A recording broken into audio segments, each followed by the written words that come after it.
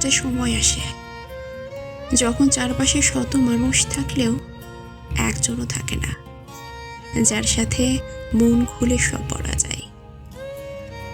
তখন চারদিকে ঢেকে যায় নিস্তব্ধতায়, হাসির আড়ালে জমে ওঠে একাকী শূন্যতা। বেঁচে থাকা তখন শুধু অভ্যাসে পরিণত হয়, অনুভবের জায়গা হারিয়ে ফেলে প্রাণ।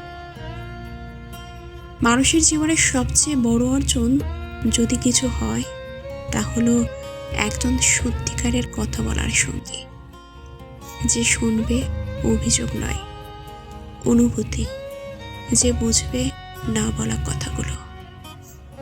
যার জীবনে এমন একজন মানুষ থাকে, তার দুঃখ কষ্ট অনেকটাই হারিয়ে যায়। কারণ কথা বলার সঙ্গী থাকা মানে জীবনের অর্ধেক ভার হালকা হয়ে যাওয়া।